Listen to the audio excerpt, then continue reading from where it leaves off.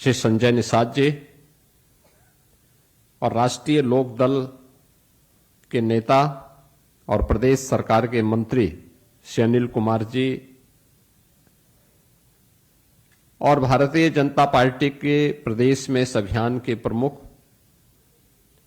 विधान परिषद सदस्य श्री मानवेंद्र सिंह जी और पूरी टीम की ओर से मैं आप सबका सबसे पहले मीडिया संवाद के कार्यक्रम में स्वागत करता हूं। पूरे देश ने, पूरी दुनिया ने अभी 10 जून को प्रधानमंत्री मोदी जी के एक निर्वाचित प्रधानमंत्री के रूप में भारत में सबसे लंबे समय से प्रधानमंत्री के रूप में काम करने और सफलतम यात्रा का एक उत्सव एनडीए ने दिल्ली में आयोजित किया।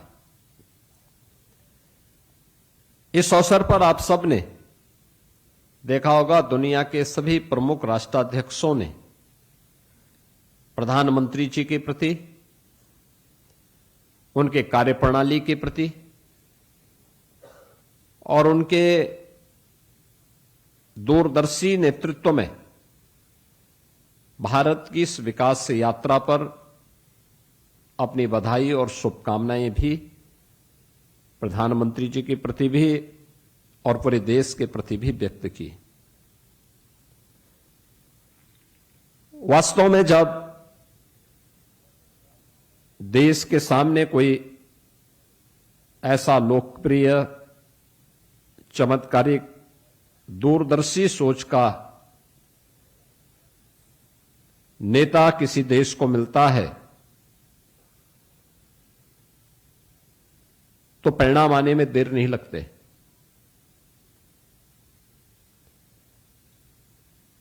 हमने पिछले 12 वर्षों में बदलते हुए भारत को देखा है। 2014 के पहले का भारत, और किसी भी उम्र का व्यक्ति हो, किसी भी जाति, मत, मजहब, क्षेत्र और भाषा को बोलने वाला व्यक्ति हो, भारत के अंदर हो या भारत के बाहर, उन सब ने इन 12 वर्षों में बदलते हुए भारत को देखा है। 2014 का भारत और 2014 के बाद का भारत,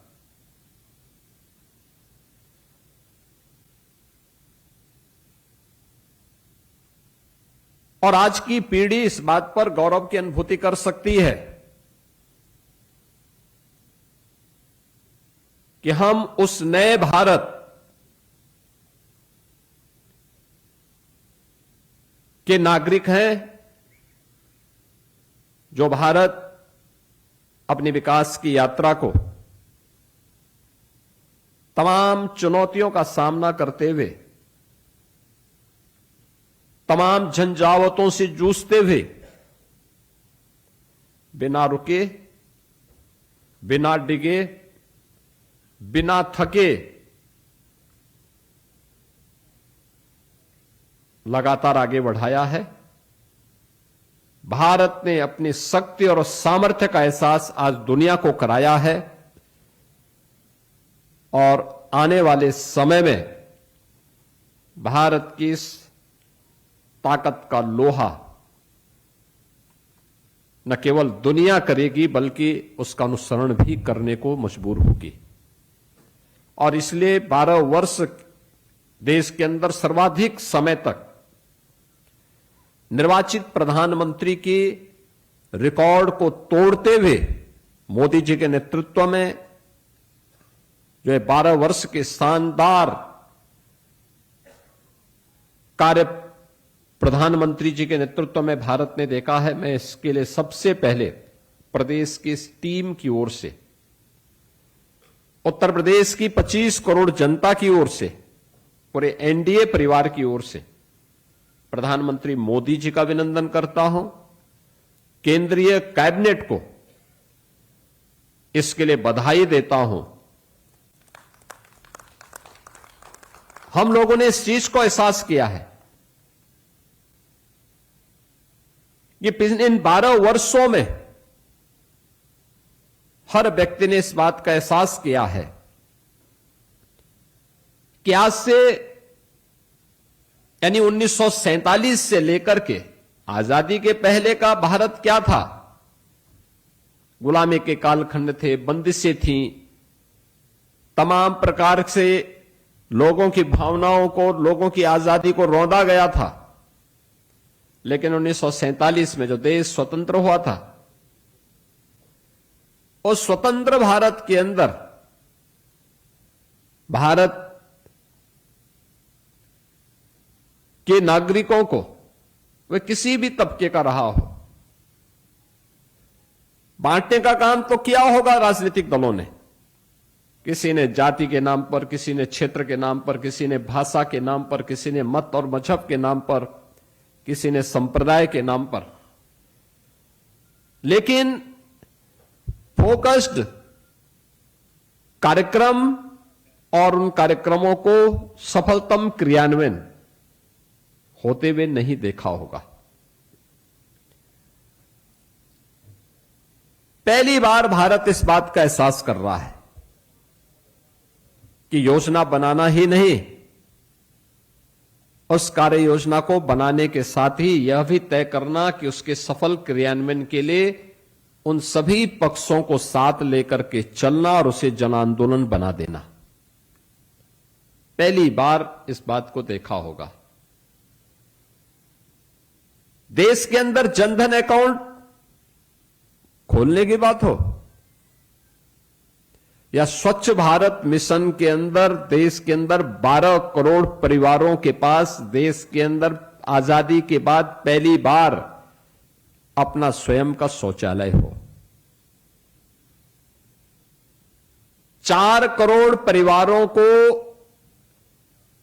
देश के अंदर सिर को ढकने के लिए अपने स्वयं के आवास उपलब्ध कराने के कार्य हों,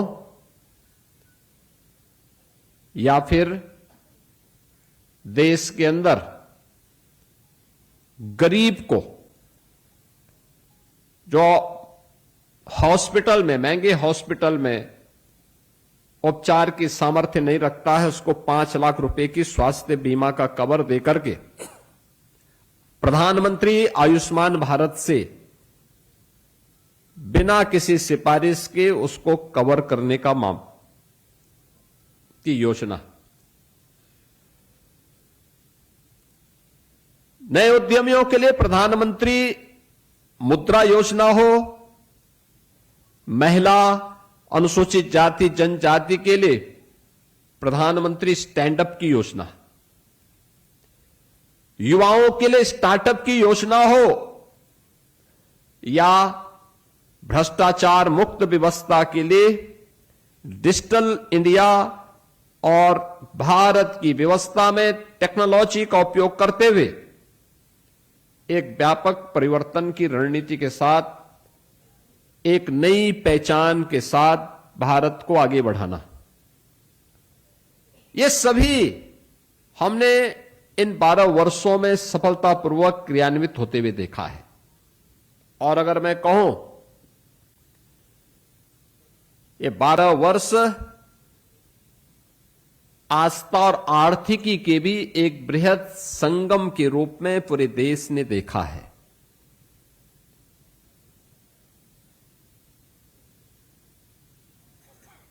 पहली बार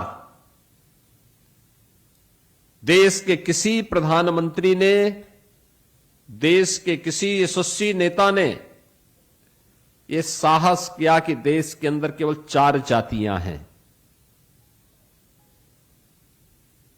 और उन्होंने कहा ये 4 जातियां एक गरीब की है, एक आधी आबादी महिलाओं की है, एक युवा की है, एक अन्नदाता किसान की है। आपने देखा होगा इन चारों को अपने राजनीतिक एजेंडे का हिस्सा बना करके और इन सब के समग्र उत्थान के लिए जो कार्यक्रम बने वह अद्भुत है। कोई सोच सकता है जो ये कार्यक्रम जिनकी बात मैं पहले कर रहा था, जनधन अकाउंट की बात कर रहा था, मोबाइल कनेक्टिविटी की बात कर रहा था, इंफ्रास्ट्रक्चर में रोड कनेक्टिविटी हो, रेल कनेक्टिविटी हो, पब्लिक ट्रांसपोर्ट के लिए मेट्रो की सुविधा हो, एयर कनेक्टिविटी हो, या ये जितनी भी सुविधाएं उपलब्ध करवाई गई, इन सब के साथ एक गरीब के जीवन में परिवर्तन करने के लिए क्या चाहिए, कैसे उसका सस्टेनेबल विकास हो सके, केवल रेवड़ी संस्कृति नहीं, एक सस्टेनेबल विकास का मॉडल, जिससे उसके जीवन स्तर में वो जीवन भर गरीब न रहे बल्कि उसके जीवन स्तर में परिवर्तन हो। यह पहली बार देखने को मिला जब स्वतंत्र भारत ने, अनुमान करिए, जब मोदी जी ने देश के अंदर सत्ता की बागडोर संभाली थी, तब देश के अंदर कुल देश की आबादी 120 करोड़ थी और मोदी जी ने सफलतापूर्वक इस दौरान जो कार्यक्रम चलाए, 25 करोड़ गरीबों को गरीबी रेखा से उभारने में उन्होंने सफलता प्राप्त की। 25 करोड़ लोग। दुनिया के अंदर कितने देश हैं जिनकी आबादी 25 करोड़ है? केवल 3 देश, भारत, चीन और अमेरिका। यानी 25 करोड़ लोग भारत के अंदर गरीबी रेखा से उबर करके उन्होंने सामान्य नागरिकों के रूप में अपने जीवन यात्रा को आगे बढ़ाया है। उनके घर में कोई ना कोई कमाने वाला है, एक निश्चित कमाई है, और अगर मोदी जी ने देश के अंदर इन कार्यक्रमों को चलाया है तो उसका सर्वाधिक लाभ यूपी जैसे राज्य को प्राप्त हुआ। यूपी देश की सबसे बड़ी आबादी का राज्य, पहचान के लिए मोहताज, जिस राज्य में अराजकता थी, असुरक्षा थी, गुंडागिर्दी थी, भ्रष्टाचार था, जिस राज्य के नौजवान के लिए राज्य में तो नौकरी और रोजगार नहीं था, लेकिन राज्य के बाहर भी पहचान का मोहताज होकर के इन सब चीजों से वंचित होना पड़ता था, उस राज्य ने भी प्रधानमंत्री मोदी जी के इस विजन का लाभ उठाया। अगर केंद्र ने देश के अंदर 4 करोड़ गरीबों को एक एक आवास दिया तो उत्तर प्रदेश में 65 लाख गरीब परिवारों को एक एक आवास की सुविधा का लाभ प्राप्त हुआ। देश के अंदर 12 करोड़ गरीबों के लिए एक एक शौचालय बने, 12 करोड़ गरीबों के घर में एक एक शौचालय बने, तो यूपी के अंदर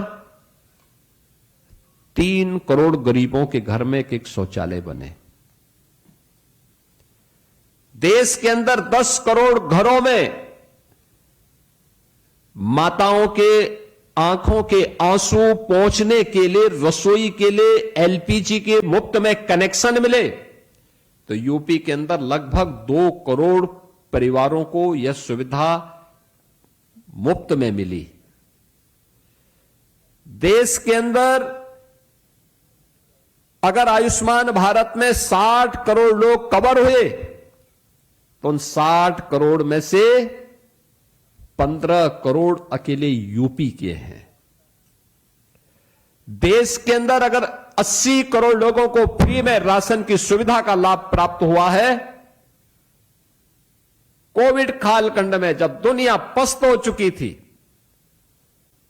हिम्मत हार चुकी थी, तब भारत अपने उन लोगों को पूछ रहा था, उन लोगों की पूजा कर रहा था जिसको दुनिया में कोई पूछ नहीं रहा था, और वह कार्य भारत के अंदर हुआ। तो यूपी के अंदर 15 करोड़ लोग फ्री में राशन की सुविधा का लाभ भी प्राप्त कर रहे हैं। यानी वह गरीब पहली बार सरकार के एजेंडे का केवल वोट बैंक नहीं बना। आप याद करिए, गरीब की जब हम बात करते हैं तो उसकी जाति की बात नहीं करते, उसका मत और मजहब नहीं देखते, उसका संप्रदाय नहीं देखते। हमारे लिए गरीब गरीब है, उसका उत्थान होना चाहिए, उसके प्रति संवेदना होनी चाहिए, उसको बेहतर सुविधा प्राप्त होनी चाहिए,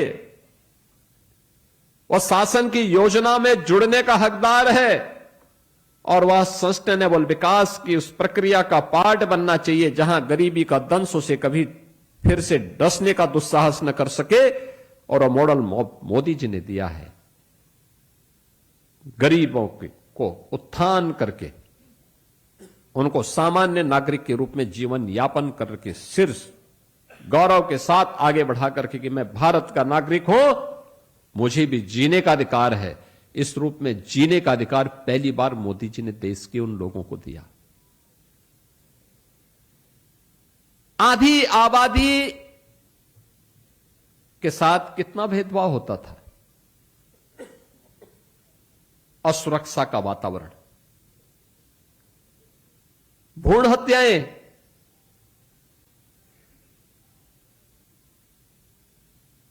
नौकरियों में कहीं कोई सुविधा नहीं, कानून की जकड़न, और उन सब के साथ ही तमाम प्रकार की बंदिशों के कारण जो स्थितियां पैदा हुई। 2014 के बाद पहली बार आपने देखा होगा मोदी जी ने देशवासियों के सामने नारा दिया था, बेटी बचाओ बेटी पढ़ाओ का।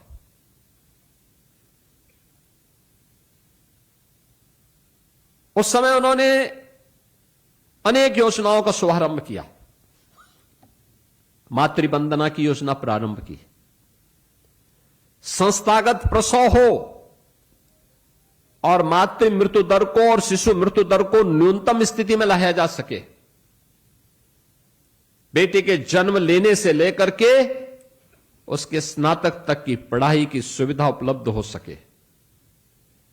ये सभी कार्यक्रम देश भर में लागू किए गए, और आज मातृवंदना की योजना और बेटी बचाओ बेटी पढ़ाओ से लेकर के देश की अलग अलग सेवाओं में, चाहे वह भारत की आर्मी हो, स्पेस टेक्नोलॉजी हो, भारत के उद्योग हो, भारत के किसी भी अन्य संस्थान में उस बेटी को बेहतरीन प्लेसमेंट की सुविधा है, उनके लिए आरक्षण की व्यवस्था भी है, और नारी बंधन अधिनियम के माध्यम से अब वह केवल वहीं तक सीमित नहीं रहेगी, बल्कि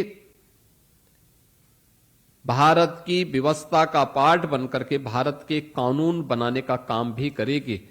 नारी शक्ति वंदन अधिनियम के माध्यम से अधिकार भी भारत की संसद के माध्यम से प्रधानमंत्री मोदी जी ने भारत की बेटियों को, भारत की माताओं को उपलब्ध करवाने का काम किया। प्रधानमंत्री मोदी जी के इसी दूरदर्शी सोच को ध्यान में रख करके, चाहे वह महिला स्वयंसेवी समूह के माध्यम से किए गए कार्य हों, चाहे वह प्रदेश के अंदर ड्रोन दीदी के माध्यम से नारी शक्ति के सशक्तिकरण के अभियान को आगे बढ़ाने का कार्य हो, या वेलफेयर की जितनी भी स्कीम है उनका केंद्र बिंदु याद रखना एक नारी है। एक नारी, एक शौचालय बन रहा है, स्वच्छ भारत मिशन का हिस्सा तो है ही, नारी गरिमा का प्रतीक भी है,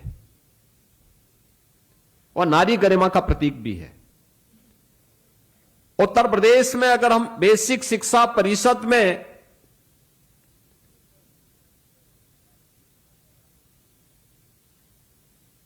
uniform, bag, books, shoes, socks sweater देते हैं,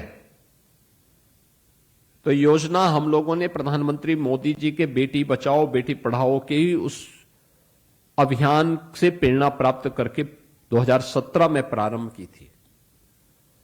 मुझे याद है तब उत्तर प्रदेश की ज्यादातर बेसिक शिक्षा परिषद में पढ़ने वाली बेटियां नंगे पैर स्कूल जाती थीं। आप अनुमान करिए, पथरीला रास्ता हो, भीषण सर्दी या गर्मी हो, तपती हुई धूप हो या फिर भीषण सर्दी के उस माहौल में वे मासूम पैर, नंगे पैर, तपती हुई धूप में भी और ठिठुरती हुई सर्दी में भी नंगे पैर स्कूल जाती थी। तब हम लोगों ने तय किया था कि बेसिक शिक्षा परिषद में पढ़ने वाले हर बच्चे को हम लोग, और बालक हो या बालिका, बिना भेदभाव के यूनिफॉर्म भी देंगे, जूता मोजा भी देंगे, स्वेटर भी उपलब्ध करवाएंगे। स्कूल में ड्रॉप आउट रेट को कम करने के लिए पेयजल भी उपलब्ध करवाएंगे और टॉयलेट भी उपलब्ध करवाएंगे बालक और बालिकाओं के लिए। और मुझे प्रसन्नता है कि आज हमने शिशुरेशन के लक्ष्य को प्राप्त किया है। कन्या सुमंगला योजना, मुख्यमंत्री कन्या सुमंगला योजना बेटी के जन्म से लेकर के स्नातक तक की पढ़ाई के लिए एक सुविधा उसको उपलब्ध करवाती है। मुख्यमंत्री सामूहिक विवाह की योजना, दहेज मुक्त विवाह के लिए कोई बेटी की सौदेबाजी न करने पाए, इसकी जिम्मेदारी सरकार लेगी। और सरकार इस व्यवस्था के साथ जोड़ करके 5 लाख बेटियों की शादी अब तक यहां पर संपन्न कर चुकी है, जिसमें प्रदेश सरकार की ओर से 1 लाख रुपए उस बेटी की शादी के लिए उपलब्ध करवाए जाते हैं। नारी सुरक्षा के लिए मिशन शक्ति का प्रदेश सरकार का अभियान, और प्रत्येक व्यवस्था में उनको सम्मानजनक स्थान प्राप्त हो। हमने उद्योगों की जकड़न को दूर किया, रिफॉर्म किए। 12% से उत्तर प्रदेश के अंदर अब वीमेन वर्कफोर्स 36% से अधिक हुआ है। यानी इतनी महिलाएं जो पहले 12% ही काम कर पाती थीं, आज उनकी संख्या 36% से ऊपर जा रही है।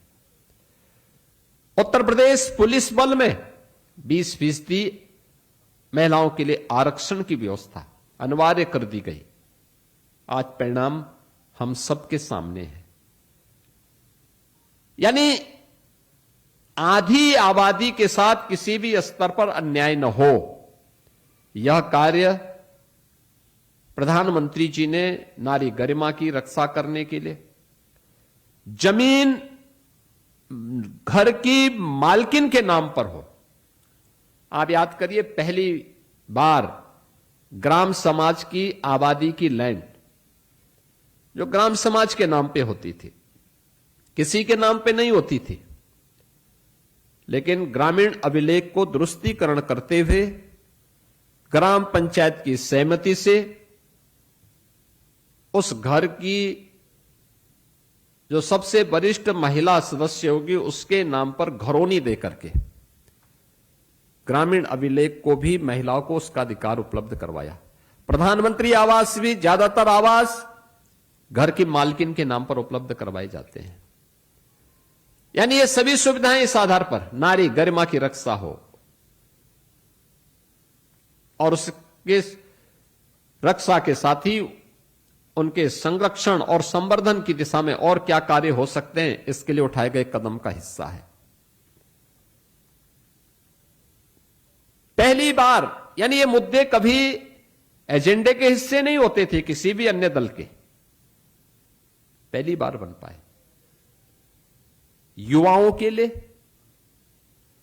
देश का युवा असीम ऊर्जा का प्रतीक है। भारत को अपने इस युवा शक्ति पर गौरव की अनुभूति करनी चाहिए। इस बात का एहसास प्रधानमंत्री मोदी जी ने देशवासियों को करवाया। अच्छे इंस्टीट्यूशंस हो, युवाओं के लिए किसी भी स्थिति में वह डिप्रेस न हो, इसके लिए प्रोत्साहन करने के लिए आप देखते होंगे हर वर्ष परीक्षा के पूर्व प्रधानमंत्री मोदी जी परीक्षा पे चर्चा करके बोर्ड की परीक्षाओं में भाग लेने वाले किसी भी बोर्ड के बच्चे हों, उनके साथ सीधे संवाद का कार्यक्रम करते हैं। इसके लिए उन्होंने एक पुस्तक भी लिखी। यानी छात्र भी उनके एजेंडे का हिस्सा है। वह छात्र केवल पुस्तकीय अध्ययन ही न करे बल्कि उसका स्किल डेवलपमेंट भी हो।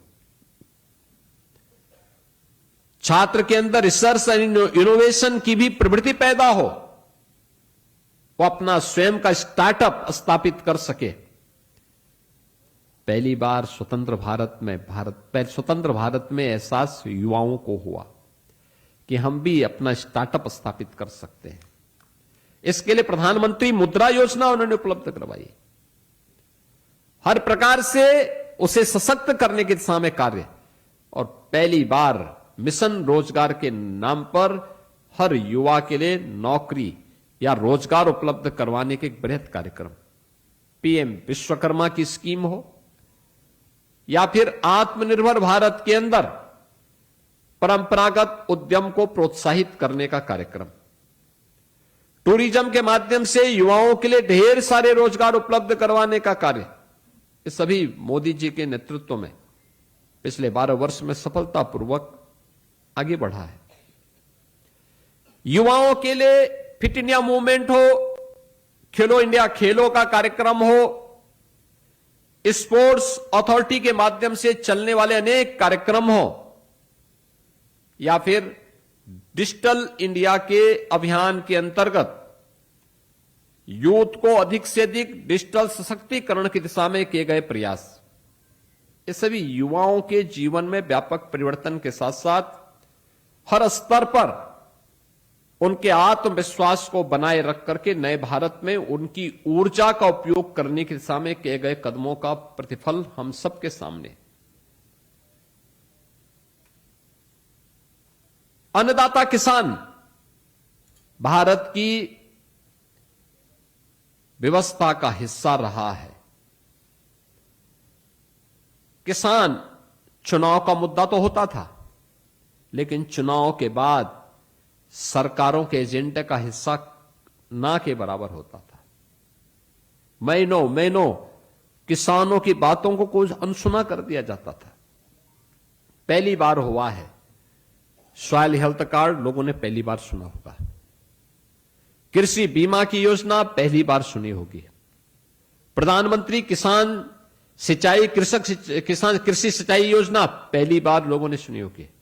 सफलतापूर्वक क्रियान्वयन हुआ। यूपी जैसे राज्य में सॉइल हेल्थ कार्ड हर किसान को उपलब्ध करवाने का, फ्री में उपलब्ध करवाया गया। पहली बार हुआ जब प्रदेश के अंदर 3 करोड़ से अधिक किसान प्रधानमंत्री किसान सम्मान निधि का लाभ ले रहे हैं। जब उसकी उपज का यानी लागत का 1.5 गुना एमएसपी उसको मिलना प्रारंभ हुआ। आजादी के बाद कभी नहीं प्राप्त हुआ, लेकिन मोदी जी के कारण आज वो प्राप्त हो रहा है। आज जब किसान सहफसली ले सकता है, यूपी जैसे राज्य में अकेले गन्ना किसानों को हम लोगों ने 3,22,000 करोड़ रुपए का गन्ना मूल्य का भुगतान करवाया है। अकेले उत्तर प्रदेश के अंदर ही अकेले गन्ना किसानों के लिए। एमएसपी का यानी एमएसपी जो है लागत का 1.5 गुना प्राप्त हो रहा है, और मार्केट मूल्य से ज्यादा दाम पहली बार किसानों को मिलना प्रारंभ हुआ। देश के अंदर 12 करोड़ किसान और प्रदेश के अंदर 3 करोड़ किसान प्रधानमंत्री किसान सम्मान निधि के साथ जुड़े। प्रधानमंत्री कृषि सिंचाई योजना में उत्तर प्रदेश ने 24 लाख हेक्टेयर भूमि को अतिरिक्त सिंचाई की सुविधा उपलब्ध करवाई। प्रदेश के अंदर 15 लाख निजी नलकूप लगाने वाले किसानों को हम लोगों ने फ्री में बिजली की सुविधा उपलब्ध करवाई। 2017 में आने के बाद ही पहला कार्यक्रम किसानों के कर्ज माफी के से प्रारंभ होता है और उसके बाद आज किसानों के लिए जो कार्यक्रम चल रहे हैं वो सबके सामने है। अन्नदाता किसान पहली बार सरकार के एजेंडे का हिस्सा बना, वह मोदी जी के कारण। इन सभी 4 आयामों को ध्यान में रख करके आत्मनिर्भर और विकसित भारत के लिए किए जाने वाले प्रयासों का हिस्सा संकट में नेतृत्व की असली पहचान होती है। याद करिए, जब 2020 के प्रारंभ में इस सदी की सबसे बड़ी महामारी कोविड-19 से पूरी दुनिया को जूझना पड़ा था, विकसित देश इस महामारी के सामने पस्त हो चुके थे। अकेला भारत था जो 140 करोड़ की आबादी को ध्यान में रख करके अपने कार्यक्रमों को चला रहा था। उस समय मुझे याद है, मैं तब भी मुख्यमंत्री था। हर दिन प्रधानमंत्री जी का या तो टेलीफोन के माध्यम से या वीडियो कॉन्फ्रेंसिंग के माध्यम से पूरे देश भर के मुख्यमंत्रियों के साथ संवाद होता था। वे प्रोत्साहित करते थे, कार्यक्रमों को कैसे सफलतापूर्वक क्रियान्वयन करना है इसके बारे में बताते थे। परिणाम था, हम कोविड प्रबंधन का एक बेहतरीन मॉडल देने में सफल हुए। प्रदेश के अंदर और देश के ने दुनिया के अंदर कोविड प्रबंधन का एक मॉडल खड़ा किया। याद करिए, दुनिया के विकसित देश जिनकी आबादी 32-34 करोड़ की है, वहां पर मरने वालों की संख्या भारत से 4 गुना थी। यानी 140 करोड़ भारतीयों में कोविड से दुर्भाग्यपूर्ण मौत जितने लोगों की हुई, उसकी तुलना में उन देशों में भारत, यानी जिनकी आबादी भारत से 1/4 है, वहां पर कोविड से मरने वाले विकसित देशों में भारत से 4 गुना थी। लेकिन प्रबंधन और लीडरशिप पे निर्भर करता है वो कैसे देश को नेतृत्व दे रहा है। मोदी जी ने नेतृत्व दिया, फ्री में टेस्ट, फ्री में वैक्सीन, फ्री में राशन और फ्री में उपचार की सुविधा हर भारतवासी को उपलब्ध करवाती। कोविड से निकलने के बाद आपने देखा होगा, कोविड कालखंड के दौरान ही भारत की आजादी का अमृत महोत्सव भी पड़ा था। 15 अगस्त 2022 को जब भारत का अमृत महोत्सव था, अमृत महोत्सव के साथ पूरे भारतवासियों को जोड़ना है। हर घर तिरंगा लगा करके, मोदी जी भारतीय जनता पार्टी से जुड़े थे, हो सकता है ये भी कर सकते थे कि हर घर में भाजपा का झंडा लगा, उन्होंने कहा नहीं, दल से ऊपर देश, दल से ऊपर देश, हर घर में तिरंगा लहराना चाहिए। पहली बार भारतवासियों ने इस चीज का एहसास किया है। यह देश जब आजाद हुआ होगा तब भारतवासी विभाजन की त्रासदी को भी झेल रहे थे। उस समय की सरकार में सामर्थ्य नहीं था कि भारतवासियों को इस खुशी के साथ जोड़ सके। लेकिन 15 अगस्त 2022 को क्या उत्तर, क्या दक्षिण, क्या पूरब, क्या पश्चिम, पूरा भारत, 140 करोड़ आबादी का भारत एक साथ आजादी के अमृत महोत्सव के साथ जुड़ा था। हर घर में तिरंगा लहरा रहा था और भारत गौरव के साथ अपनी इस यात्रा को अपने यशस्वी नेता के नेतृत्व में आगे बढ़ा रहा है, इस बात का एहसास भी करा रहा था। नेतृत्व की क्षमता होती है। आपने देखा होगा, सम और विषम परिस्थिति में जब भी मोदी जी ने आह्वान किया है, पूरा देश उनके साथ खड़ा हुआ है। कोविड में मोदी जी ने देशवासियों से कहा, देश खड़ा हो गया। आजादी के अमृत महोत्सव में मोदी जी ने कहा, पूरा देश उनके साथ खड़ा हो गया। और उस समय उन्होंने देशवासियों को 5 प्रण की बात की थी, 5 प्रण की बात की थी। देश के लिए 5 प्रण अनिवार्य हैं विकसित भारत और आत्मनिर्भर भारत बनाने के लिए। उन्होंने कहा था कि देश केवल अपने अमृत महोत्सव से ही आनंदित न हो, अपनी भावी कार्य योजना को भी ध्यान में रख करके अपने कार्यक्रमों को आगे बढ़ाए। भावी कार्यक्रमों को ध्यान में रख करके कार्यक्रमों को आगे बढ़ाना चाहिए।